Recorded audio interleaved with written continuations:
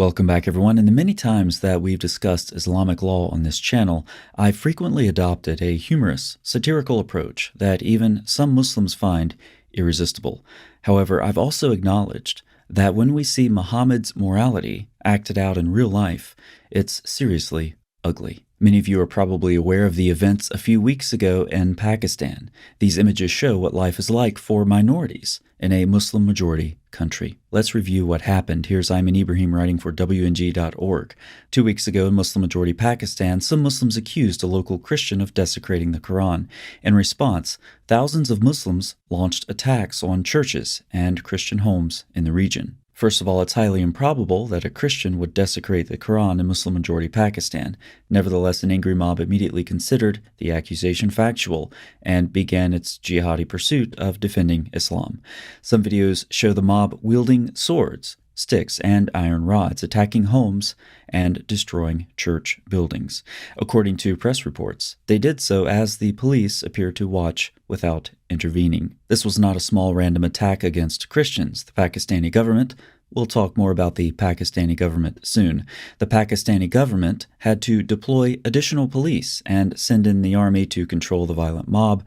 Official reports have not yet specified casualties, but the mob set ablaze over 26 churches and dozens of Christian homes.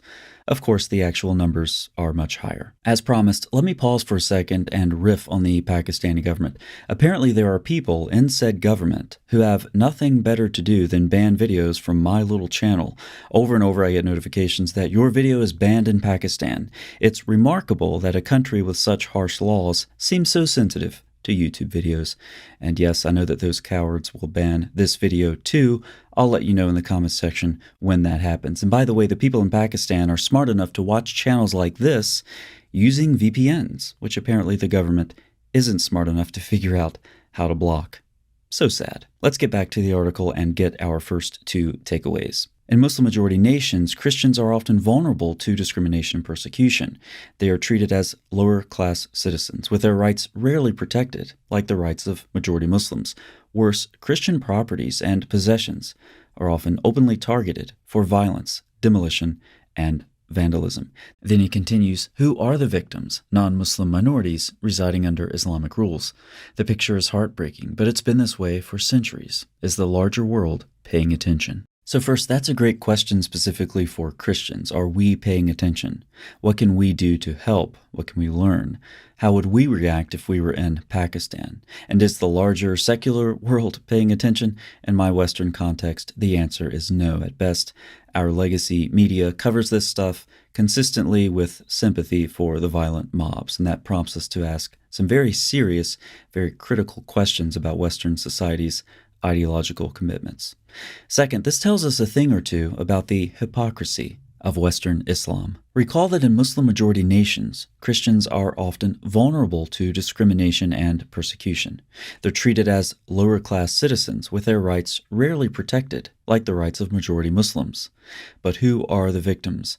Non-Muslim minorities under Islamic rule. There is no shortage of prominent Western Muslims who make their living playing the victim.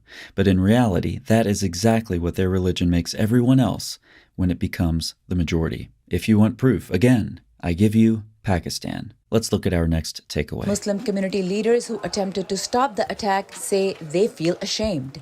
The miscreants have presented a wrong image of Islam through their actions. Miscreants have presented a wrong image of Islam through their violent actions. I would believe that, except that I am not stupid, and I can read. As an example of Muhammad's morality, Ibrahim's article recalls the story of a Jew who reportedly wrote a poem to insult Muhammad. In response, Muhammad asked his loyal Muslim companions who is ready to kill Ka'b. A devoted Muslim hastened and asked, "Do you like me to kill him?" To which Muhammad replied in the affirmative. Muhammad's example gives no tolerance to anyone insulting him. This is just one story from the most sacred Sunni Muslim traditions, and there are many similar examples in Muhammad's biography and sayings. These examples describe Muslims acting as defenders of Muhammad by launching raids and organizing attacks to kill anyone who insults him. To be sure, these defenders are portrayed as heroes of Islam. Now, maybe the Muslim man in this video is being honest. Maybe he condemns this sort of violence. He would be one of many. Lots of Muslims don't follow Sharia law. Lots of Muslim men don't beat their wives or sleep with their slave girls. But keep in mind, Muslims, that condemning this sort of violence or not sleeping with your slaves are some of the many ways that you demonstrate your morality is better than your prophets and your God's morality, and that would appear to present some problems for your worldview. So Christians spend their lives trying and failing to live up to Jesus' example, but Muslims look at their own prophet's example and call it the wrong image of Islam. A final takeaway comes from this scene.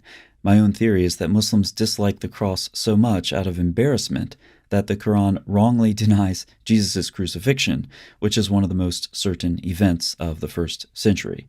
But that aside, that scene is a perfect example of something I've reflected on more recently. Popular Islam, whether in the West or apparently Pakistan, frequently defines itself by what it denies. Not the cross, push it down. Not the Son of God. Not children of God, not the Bible. Muslim apologists don't defend their religion. They just want to know what religion someone else is so that they can tell them what Islam is not in comparison. Stop telling me what your religion denies. What does it affirm that's worthwhile? Or maybe we shouldn't care how popular Muslims answer that question.